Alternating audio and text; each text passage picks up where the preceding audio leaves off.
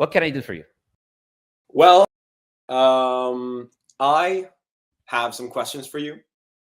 I have been in the business of studying religion for a bit, and I have talked to a lot of people, and I have a lot of friends now who are Muslim and have converted, and Okay. it's a bit difficult to summarize everything, but basically, I have some questions for you because I'm still unsure of some things that I would like cleared up, and especially by you, because obviously I watched a lot of your videos, and you seem like a pretty good guy to ask these questions to, if anyone. So Appreciate that. first of all, or did you want to say anything before we start? No. You're perfect. Okay. You can go. And I want to tell you before we start this, just I'm coming in with an open mind. I have no, I do want to say that I don't have any intention, but obviously that's pretty much impossible to do because obviously you are already convinced of something. But to the best of my ability, I'm going to be open-minded and rational with you. So, what I ask from people usually is just to be reasonable, even open-minded, like you're giving me like a lot. I appreciate that. Just you ask people, so just be reasonable, yeah. Because sometimes people don't want to be reasonable, even let alone open-minded. But yeah, well, let's have the discussion, and hopefully we will both be reasonable. Mm-hmm. So my first question to you is, how do you kind of prove, or what's your justification for the claim that the Quran is like the word of God? Yeah, so that's a very obviously a common question and that we get. And the answer to that question is, like I always say, and I'm planning to make a series on that, but we have categories of different evidences to demonstrate the divinity and the divine nature of the Quran, essentially. So, and it is the speech of God, the word of God coming directly. Now, obviously, these are many. Some of them, for example, like the challenge of the Quran. The Quran has a challenge, the main challenge that it came with to the Arabic people at the time, to the tribe of Quraysh, which is to imitate the Quran.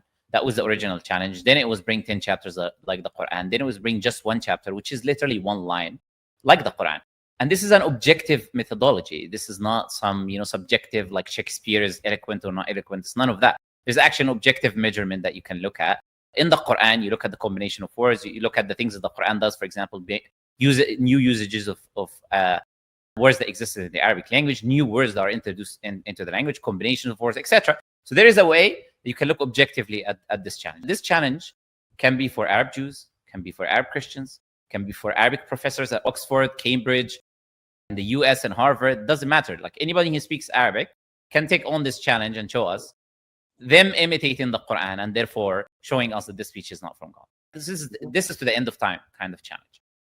Other than that is the prophecies of the future. The Quran and the Hadith of the Prophet, the narrations, has tens of prophecies of the future. Unlike other scriptures, vague, very predictable things. No, we're talking about clear, specific prophecies, many of which are time-bound, individual-bound, stuff like this, that happen in the life of the Prophet, after his death, today. All of them are happening, that we can see there is no way that could come from a human being 1,400 years ago. Also, the Quran's description of the natural world, whether it talks about cosmology, whether it talks about biology, whether it talks about anything, any field you want to look at, cosmology, physics, anything that the Quran talks about or refers to, that is not going to only be accurate, but many of the information that is present there is we are discovering today.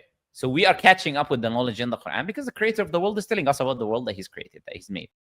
Now, also, Quran's descriptions of previous information about history that didn't exist in the old scriptures, didn't exist anywhere. We are discovering today, for example, through reviving dead languages, finding temples that were buried under the sands and artifacts, being able to read the hieroglyphics. All of these things we're discovering today. The Quran, which at that time, all of these were dead languages or things were buried under the sand, etc. The Quran is mentioning this information which doesn't exist in previous scriptures. On top of that, the system of the Quran. Look, I can go on and on, basically. So there's different categories, but these are categories. From each category of these, there's examples. When I say prophecies, of course, there's tens. When I say examples of the Quran's description of the natural world, there's tens. So each of these are categories that have so many evidences. But each of them alone is enough to demonstrate that the Quran is from God. And so that's kind of the fundamental claim that there is no possible way that all of these claims together can be incorrect or come from a human source? Yeah, and look, I'll be honest. I'll say even one of them. Like if we were to look at one, because the thing is, what you gotta do when it comes to, for example, if you can take any of the challenges I mentioned. Obviously, the Quran is an example. If this was from a human being, 100% would be able to imitate it. Now, with the advancement and the existence of AI, for example, AI cannot help you with that. And this, a lot of people don't understand that, but AI can never help you with that because AI is based on the knowledge that is already present. You input data into AI. AI cannot come up with something like what the Quran is asking you to do, because the Quran is essentially defined language when it's asking you to do what it does. That's what the Quran did. It completely defied our understanding of language. It used grammar in a way we don't use it, and it's still eloquent, and people fully, completely understand it. Now it's like me telling you speak to me in English, don't use English grammar, but just be as eloquent as the highest literature eloquence, literally. In the same time, make prophecies about the future, tell me the description of the world, do all of these things at the same time. So that is an example. That is by itself enough. The prophecies of the future, there are tens. Prophet Muhammad, if you compare him to anyone in human history, nobody has been able to do this. Bring in tens of prophecies. None of them are false. Now, these are specific prophecies, accurate prophecies, sometimes time-bound, individual bands, etc. Given promises, this will happen. Because when you look at the liars in history, they give you vague speech. They say maybe this, maybe that. They give a wide description. They try their best to avoid being like confident about the claim they make, because it's just making up an assumption. Now, you don't see that with the Prophet Muhammad. So my claim is actually, it's not just one of them. It's not one of them. But the fact is that each of them, but like if you put them all together, like there is no way, basically, under any like rational examination, could a person come and say, you know what? Oh, this is still not true. You can't. Yeah, and I hear that, of course. So my kind of how I put this into perspective, where because I'm not gonna, obviously I can't really refute anything you're saying because I haven't read the Quran myself, but I believe that what you say is true here and now. But for me, I kind of sorry to interrupt you. I have many videos on my channel where I talk about that. For example, I have just a specific video called "Compelling Evidences for the Truthfulness of Islam." Anybody now is welcome to watch it. Yeah. No, I've watched it already, like I think twice. Okay, sure. And so I didn't want to interrupt you because obviously, no, of course, go ahead. We want to get all the things we want to say in, but of course I've heard about, like I've watched a video about, the literary miracle of the Quran, which is, when I've seen myself, how beautiful kind of the phrasings are and how they put words together in new ways. But for me, and I've written it down how I wanted to phrase it as well. It's kind of like, for me, just instinctively, when thinking about how huge the universe is and how seemingly insignificant Earth and the human race is in the entire scale of the universe, to me, instinctively, it seems like for the human race and for Earth, for any of this that concerns us to be significant in the universe, I think that's less likely than for something like the Quran to happen, even how unlikely it seems, how impossibly unlikely it seems that the Quran could come from anything but God, or Allah in this case. But like it just, because like, okay, I'm starting in bed, but I can kind of explain through natural processes like evolution. I'm going to ask you about evolution later, but just in my eyes about evolution and the laws of physics, like how we are here, not how things came to be, but like from when things existed and then, how they came to be. I can see how we have conquered Earth basically because of our minds and how intelligent we are and humans. But I don't see how, in the scale of the entire universe, the creator of the entire thing, like this impossibly large thing, and we on this little planet, in this little solar system, in some galaxy somewhere, like we are the chosen organism, and let alone that, like that it's humans. And I guess I can tie it into the other question I wanted to ask you about evolution. I don't want to get too long-winded, but like, Actually, let's separate it. So if you have anything to say here, please do we that. should. Yeah, of course. Now, the first thing I want to say is like, this is, I would call it a recycled argument from the four horsemen of atheism. That is also repeated by many of the atheists today, popular atheist propagandists of today. Now, that is for me, such a crazy thing. But before I just comment on that, this idea that was only we're insignificant in the universe, whatever. Before I comment on that, do you believe in a creator or not? Because that's more important now in this case. Do you accept the existence of something that brought the universe to exist?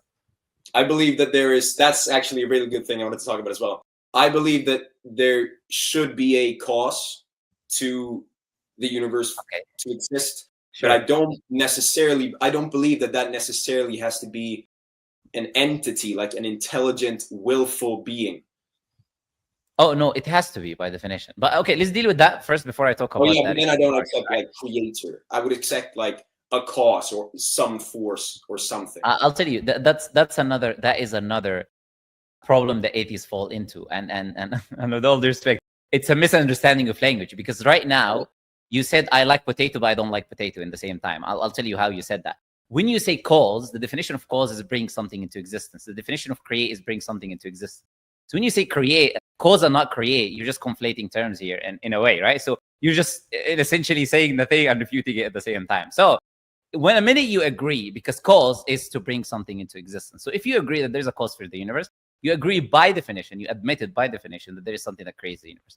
Now, on top of that, you want to research what the word cause means now on Google? But just imagine this with me for a minute. So, obviously, for something to cause something else, this thing causes this thing. But it doesn't necessarily need to be that this thing, willfully with intelligent design and intention creates this. That's now you're switching the goalpost.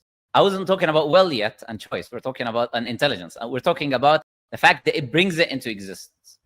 The word create, bring into existence, cause, you can use whichever term you want. So let's first agree that this is a reality, because for something, there must be something that causes the universe, therefore something that brings the universe into existence. Yeah. Now, I just sorry to interrupt you, but I just have to. Sorry, I have a problem with the word create, because that inherently is like creating something. Is like I'm sorry, this is very. We're coming to that. No, but we are coming to the well part and the intelligent part, because this is what is making you not want to use the word create. So we're coming to that. So you don't need to jump the gun of telling me why you don't want to use create. But what I'm telling you, if you say, I believe something brought the universe into existence, I believe something created the universe, you're essentially saying two synonymous sentences. Whichever way you look at it, it is the same thing. But I'll grant you not using the word create. This is the thing. I'll tell you the truth. I am very particular with my terminology, because atheists are very sensitive. And I don't mean that about you. I mean that generally. So I use particular. I use that particular language to make sure that the atheists don't get triggered by what I'm saying. But generally, something caused that thing, whichever caused the universe. Now we talk about knowledge. The intelligent is a human term. And by the way, in the Quran or in the Hadith, what's interesting is one of the attributes of Allah is knowledge. Intelligence is not a word used like it's a word that we can use in the Arabic language. It's not used in that sense as an attribute for Allah, but knowledge is used. And we need to agree by necessity that some type of knowledge, not just some type of knowledge beyond our understanding, is necessary for you to cause. Now, that is just common sense. Like, that is irrefutable. You cannot cause, have laws, create a universe, precise measurement, all of these things that happen. Cannot do any of that without a type of knowledge. It's impossible for you to do that. Go ahead. Okay. So, the claim that to cause something, you need some type of knowledge, and not intelligence, but knowledge. That's kind of the universe specifically. The universe specifically. The universe. That's what we're talking about right now. We can take it as a principle, but sure, I'll grant you the universe specific. No, but yeah, because it works on principle as well. I don't see why necessarily you need to have knowledge to cause the universe. Okay, so then I would recommend you research a little bit, because that would mean that your knowledge in cosmology is not strong. You're not familiar with the idea of the Big Bang, what it is, how it happens, or even any of the laws that govern our universe. If you were familiar with how precise and detailed these things are, that question would even be out of the picture. Like, for example, Martin Rees's book, you can look at that. called just 6 number. He's an atheist. He's an atheist. And the only way he tries to escape this intricate detail is to come up with something that has no evidence, which is the idea of the multiverse that has zero evidence. Even he would admit to that. Like Stephen Hawking is the one who brought it forward today, I have no evidence for. So that's the only way he could escape it. But he knows it's so intricate and detailed and specific. We're talking about now zillions of numbers. If you were to change just one decimal, the universe wouldn't exist. We're not just talking about the universe being precise, the law, all of these things. So knowledge there, and not just knowledge is beyond any understanding that we possess today, is a necessity for the universe that we have today to exist. It's just the time that the atoms start to exist, the speed that the universe expands in, the electromagnetic waves, the way of the atom, all of these things, you can put everything together. I can go to every single specific detail of the universe, and there's no way anyone would disagree that you would require knowledge to do that cause. So this is what I was saying about being reasonable, right? So let's see if you're going to be reasonable at this point. If we're going to be reasonable at this point, Torah. So yeah, what would you like to say on this point before we move on to the will part, which is because I said I don't need to use the word intelligence. I am very happy with knowledge. Now that's why we give the attribute of all knowledgeable to the Creator. We don't say all intelligent. I don't know who does that, but it's not us as Muslims. Now, when it comes to the will, what is a will? A will is a decision between two things. Do you agree? Decision to initiate an action, which will be by necessity between one of two options. Because if you can only do one thing, you're forced. So if I force you to do one thing, there's no longer will because you can only do one thing. Sure. Yeah. Okay.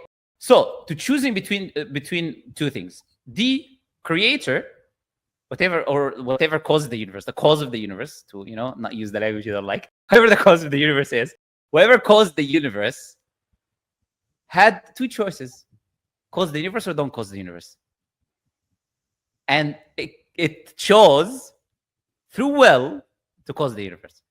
So you just admitted to the existence of will. On top of that, to add cherries to the cake, now we will apply that to every single thing that exists in the universe. Now, that cause could have resulted in one planet, could have resulted in 2 planets, could have resulted in zillion planet, could have resulted in blue planet or yellow, only blue, only yellow, only red, could have resulted in dark matter or white matter or blue matter or orange matter. Now, the fact that all of these things are precise necessitates choice because there's more than one option. And it could have been otherwise. Could it have been otherwise? No, it could have been otherwise. Therefore, that necessitates, it could have, means you have more than one choice. It could have been 2 planets. It could have been 3 planets. If whatever caused the universe decided, no, I'm not going to cause this massive zillion of stars universe. Instead, I'm going to cause a small universe with 1 planet, with 1 star, with 2 stars, or whatever. Now, the fact that it chooses is the will. The fact that it chooses to create something rather than nothing. Yes, it chooses one between two, not create something rather than not create. Not only that, but also, like I said, everything in the universe, choosing one thing over another thing. So now, by necessity, that Creator requires a will. Now, this is just common sense. That's irrefutable, essentially. Otherwise, it cannot cause the universe. And that's why I tell you, I love the atheists. When they make the argument, like, oh, something caused the universe, you don't understand. The minute you said something caused the universe, I already have you in my hand now. You already have admitted to everything I need. Because the minute something causes, and you cannot escape that one as well. So even if you don't want to admit that something caused the universe, either way, you're stuck. Look, the truth is undeniable. You cannot escape the truth. It's as simple as that. So, okay, now we come to the questions, unless you want to say something. We'll come to the questions that you're saying about, oh, we're very small, we're very big, all of these things. Now, first, I'm going to say that this point is completely irrelevant. Because if you admit to the fact that no human being could have done this, i.e., bring a revelation from the Creator, and there is a Creator or cause of the universe, then by necessity, that is something you accept. It's not based on probabilities in it. It doesn't matter if it doesn't fit your mind that, oh, there's many stars and galaxies. It doesn't matter. You still cannot refute the fact that this human being could not have done this on his own. So that is what I would call a red herring, because it doesn't refute the argument, which is, okay, Prophet Muhammad is the messenger of God. This Quran is from what created the universe, and here's the reasons. That needs to be refuted independently. You cannot present an irrelevant point and think somehow that refutes the point that we're making. So that's the first thing. Second thing I'm going to say is this. It's funny to me that this massive universe, which the Creator uses as evidence to demonstrate its existence, which is what I was doing with you with this argument, using the universe and its veracity and miraculous nature to demonstrate to you the attributes of the Creator. That's why the Creator creates this magnificent universe. Now, what is the alternative that you're saying? The Creator only creates us. Now, imagine there's only small planet Earth. And I come to Nils, someone that created us. Ha, what are you talking about? It's only us here. Do you see anything else? What kind of creator are you talking about? We are the creators. Like, because there's nothing there. But when there is a vast, magnificent universe that is beyond our capacity, this is what brings us to the acceptance without the need to see God ourselves, to know the magnificent nature of the Creator. That's why the Quran says that. That's not my argument. That's what the Quran says. Allah says He created these heavens and He created the earth, etc. So we can know that He's all-powerful and all-knowing. So the atheist cannot come and say, oh, there's nothing that's created. Where's that Creator? There's nothing here. So this is a complete irrelevant point, which is why I was smiling when you were mentioning it. But it's a recycled argument that atheists use that can, for lay public, they can fall for it. But it doesn't really change any of the variables of the argument I was making. Okay. Yeah, I hear what you're saying, for sure. I would love to kind of say, because I really have been listening, and it's great. This is great. I hope so. Yeah, and I would love to kind of go over these thoughts and maybe come back to if I have any refutations or if I'll just have to go along with you. So, but I just have one last question before someone else can come up. So that's the topic of evolution, because when I've talked when I've talked to my Muslim friends, they have been skeptical of it. I have brought up this kind of idea of like, okay, so if we are, kind of special in the eyes of God, of Allah, and we are kind of chosen in a way that dogs and cats are not, then when does that happen? Like specifically in evolution, how intelligent does the human have to be before we get chosen by God? Sure. Yeah. Now, what I'm gonna do now is give a reality check to you. Obviously in a kind and nice way, not in any bad way. But I just want to give you a reality check. Now, you said when I presented you things about, like, for example, the truthfulness of Islam, even though you can see the reason, a clear reason there, you said you want to do research and investigate more, etc. Do that, right? And that's what you've been doing, being skeptical, like saying, how can you refute this, etc. Now, let me ask you a sincere question. Now, you accept evolution, right? In this case, you're telling us right now that evolution is true, it's a fact, and you're telling us you can just, of course. Now, have you done the same research to evolution, or did you accept it wholesale because your community and society and your school tells you this true? I went to school. And 1 second, before you answer, I'm going to ask you about details of evolution. Yeah. And then we're going to see if you have done your research or not. Because I meet people, and it's okay to admit I've not researched something. That doesn't mean you're a person who's not that doesn't mean you're a person who's not intelligent or something. I do not know many things. But to say that, you've researched something thoroughly when you haven't is a problem. And that's why I usually ask the people, I expect sincerity from them. And then we can go into details. I can easily ask you about details. And then we would know if someone did research or not. So have you researched evolution thoroughly to the extent where you're sure now? Okay, you know how the theory works. You're sure now. You know the mechanisms. You know the criticisms. And you know what the other side has to say. And then now you're sure based on doing that you know what? Oh, okay, I accept that. Because that's what you should do before you accept it. But you accepted it first. So I'm showing just an inconsistency here. But go ahead. Yes. Okay. So obviously I'm not a scholar in evolutionary theory, but I was introduced to this idea, of course, in school and by society. But then I am the type of guy to not just accept theories either. And it's the same with me, trying to figure something out in religion whatsoever. I grew up in an atheist household, but I'm not just going to say, yeah, no God exists, period. I actually want to, see for myself. So with evolution, I was fascinated by it when I was first introduced to it in science, and I tried to understand it, as with other things. And I do think that I have a pretty good grasp of the principles that it works on, of natural selection, of adapting to your environment, and gene mutation, and of course, I don't know the fine intricacies and the words of the proteins and stuff. But I don't believe that I need to really be a scholar in it to see its practical plausibleness. So again, I'm not a evolutionary biologist, right? You clearly can tell I'm not. I'm like focused in one field here. So you don't need to be an evolutionary biologist, but you can do deep research. But is the answer yes or no? Because you've just named certain mechanisms. That doesn't make you someone who understands what's going on. I'm talking about now understanding how the mechanisms work in detail, and most importantly, the point I was pointing out, the criticisms of it. That's how science works. You look at the criticisms of the model is being presented. Now, have you looked at criticisms and the positions of what they would call creationists, or do you know what the third way of evolution is? Sorry? Do you know who leads do you know what is the third wave of evolution? Do you know what that third wave? No. Yeah, yeah. Please tell me the criticisms. Okay. If I'm not, No. Okay, so the third wave of evolution is an example of people who have a complete different way of evolution. Okay, so for example, do you know about the tree of life? Now, do you require one source or more than one source for evolution to work? One source. Is there one origin? Yeah, is there one origin source where then you have the species coming from and then branching, or do you have multiple? I'd imagine so, that there is some kind of basic organism imagine so, or branched out from.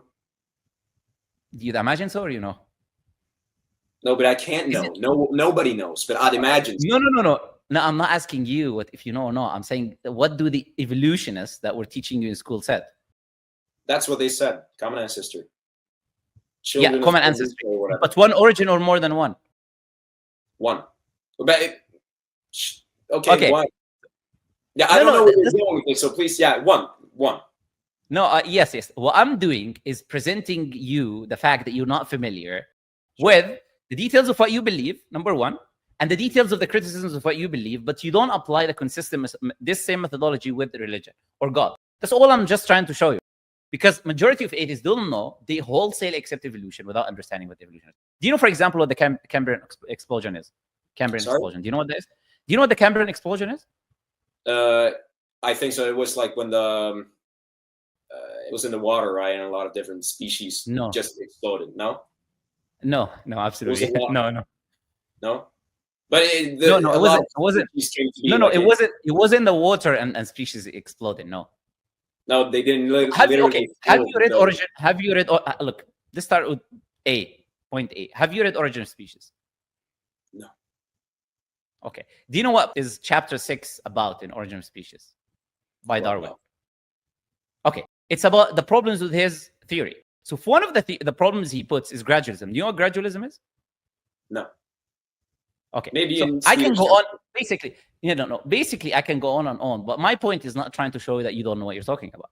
But my point is to try to tell you cannot accept things wholesale that you've not researched. Now, the Cambrian explosion, for example, is a huge problem. And I don't think anybody who researches evolution, it doesn't need like deep research, because that's a very common thing that is used against the other side, basically, that we use against the other side, which is that you see this explosion of fossils of very advanced species.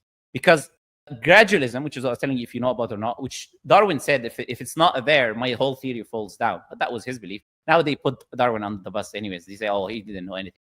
But anyways, Darwin was saying if there is no gradualism, my theory doesn't work. Gradualism means, that species evolve gradually. It's not like at one point you had the most complex species. It takes time for natural selection to work, blah, blah, blah. Now, the Cambrian explosion refutes that in a way, because we see deep in the layers of the earth, going back now in time, and we find very complex creatures, like the tribuli, for example, certain ants, etc. Very, very like things with many eyes, very intricate and detailed, that shouldn't exist in that time, because it should be a gradual process. Do you know how they respond to that? Do you know what punctuated equilibrium is? Tell me. Okay, no, because you know what I turned this into, like basically how they respond by saying, oh, some of them evolve very quickly, some of them evolve slowly. That's how they try to escape it, which is not an answer. It's just coming up with some nonsense without evidence. But my point is, I'm not trying to give a lecture about evolution, because I don't want to bore people. I have a 2-hour lecture, by the way, like a monologue I have with my friend. And you can watch his channel as well, Sabur Ahmed. He just talks about evolution. But I have this 2-hour monologue where I talk about the theory, I talk about criticism, I talk about problems, etc. So the thing is, me personally, now I'm gonna make a separation. Me personally, I completely reject it wholesale. Now I say, When I say reject it wholesale, that doesn't mean that animals and insects can adapt to their environment. Of course they can. Adapting to your environment is not the same as changing from one species to another. Now, I'm talking about changing from one species to another. I'm not talking about, and all human beings come from, like this origin point, etc., and all of that origin. I don't agree with that. Now, to say animals adapt to their environment, yes, they have behavioral adaptation and this. I don't have any issues with that. I see that as a sign of God's creation. I don't have any issues with that. So let's separate that so people don't get confused. So evolution can have true things, which does not conflict with my world belief anyways. So it's truth mixed with falsehood. Now, what do I completely reject? I reject wholesale that humans have evolved from different species and that species are transitioning from one to another, coming from either 1 point origin or 5, whichever way you want to take the third way of evolution or you don't want to. Irrelevant. I reject this idea. Now, on the other hand, outside me, because I got to separate between me and what Islam says. Now, can you take the Islamic scripture and then accept? Now, that might not make sense. So basically, what I'm trying to say is I could have certain positions that are not necessarily explicit in the Islamic text. But in this case, I want to just tell you what a bare minimum Muslim can believe. So a Muslim cannot believe that humans evolved from different species. This is clear cut in the text. But a Muslim can say, okay, I want to accept that animals evolved from different species, whatever, this and that. Guided evolution, they would call it, through God and whatever. That doesn't necessarily contradict the Quran. I reject it. So that's a personal view now. So I'm trying to differentiate. I reject it, but you don't need to do that as a Muslim. You don't necessarily need to do the way I do. But I do that based on my research. I reject it based on my research. Other people want to accept it or reject it. That's their own worldview. It's not something that makes you a Muslim or a non-Muslim. Either way, coming back to our point. Evolution, this is my basic response to it, right? You can watch my 2-hour introduction on it, which is why I will show all of these fake falsehoods, the misrepresentation, the fact that it's not science to begin with. Evolution is not a scientific theory, meaning it doesn't fall under the scientific method of experimentation, repeatability, and falsification. A lot of what's happening right now is philosophy. Assuming, these species did this and went from here and did nothing that is proven with a microscope, with data, with fossils, none of that. No, just assumptions, a lot of baked stories, assumptions that they try to come up to you with a conclusion in the end because they don't want to admit. Even though the overwhelming evidence is refuting it every time, they come up with some other story. Now, so I reject that. That's my position. And evolution doesn't explain anything because I could ask you one question. Just one question. Where did the first cell come from? Well, that's one of the fundamental problems that I have a difficult time answering. But from there, things seem to make sense. But I understand that. No, they don't think. They don't think it makes sense. By the way, so you have this person who, whatever, developed or created genes or whatever you want to call him. He and Richard Dawkins repeated this, and he quoted him. I'm just missing his name right now, so don't quote me on that exactly. But you'll find Richard Dawkins' video where he says aliens could have put the first cell on Earth. So they're willing to accept that it could have been an alien because it's impossible essentially. If you look at how unstable amino acids are, and do you know what amino acids are? Amino acids are what makes up a protein.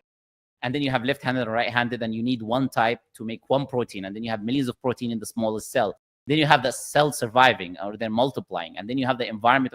Look, essentially, it cannot happen. So they know that it cannot happen. And therefore, even those atheists and four horsemen and whatever, they will say aliens did it. So if they're saying aliens could have done it, I got nothing to say at this point. So this theory called panspermia, I don't know if you heard that term before, but this is what it refers to, the aliens dropping the first cell out there. It's called panspermia. You can just Google it if you like later. Either way, this is my position on evolution, just to conclude it. All right. Anything else you'd like to ask on? I don't want to drag it out though, but it's just, tying back to the first question of, I think you said you accepted some kind of guided evolution, but then you don't accept guided evolution in humans, or what? No. Okay, I repeat that again. But you don't, but some. Yes, I don't. No, I don't. But as a Muslim, we gotta separate between what Islam teaches and a personal position I can take, because this is science now, not religion. So I'm saying it's a personal position I take. It's not religious based, that I reject it because I've done my research. But for you, you can be a Muslim and you can accept some sort of guided evolution with animals, but you cannot accept it with humans. Does that make sense? So now, why can you not accept it with humans? You cannot accept it with humans. You cannot say humans evolved from other species, because the Quran is explicit that Allah created Adam directly, and it was a special creation, and Allah put him on earth, and we are his progeny coming from him, etc. So this is refuted now. So this idea of Homo sapiens, etc., you gotta put that on the side. So you can be a Muslim and accept some sort of guided evolution for animals, which I wouldn't. But you have some Muslims, and I cannot say to them you're wrong, because that's not a religious religious position that contradicts the Quran. You understand?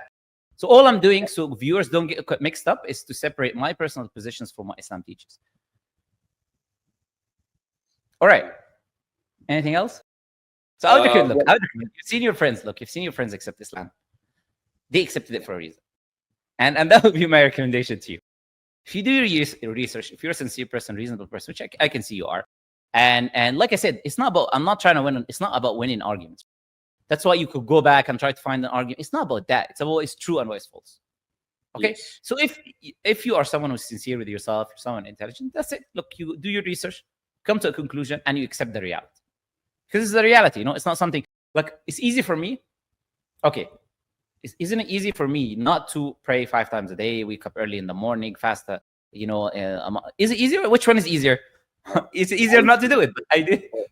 I do it. Told me about the struggles as well, having to wake up when you wanted to sleep, go pray. Yes. Of course, I get my own satisfaction from that, like a spiritual one. But generally, it's easier not to do any of that. But I do it because it's the reality. It's the reality, meaning that this is the truth from God. It is no choice. I can pretend, can live a delusional life. I'm going to die one day, and I'm going to be faced with the truth. So I got to take that truth into account before I die, because I do not know when I'm going to die. And I need to implement, invest in my afterlife. Just not about investing in crypto in this life too much, She's not going to take with you to the afterlife. But more investing into the afterlife, which is going to be an eternal, never-ending existence. All right. Unless you have any more questions for me, it was a pleasure talking to you. It was a pleasure, man. I hope you do a bit of research on what we said. Like I said, look, you're welcome to come back on, ask me any questions, stuff like that. Watch the video I made. About 2 hours. If you're interested, which will give you like a background of what are the assumptions of evolution, what are the criticisms, stuff like that, right? My issues with it. And yeah, I'm not, like I told you, I'm not an evolutionary biologist or scientist. And, but in reality, what I put forward is not necessarily all based on science as well, because I told you, most of what they're presenting is just philosophy.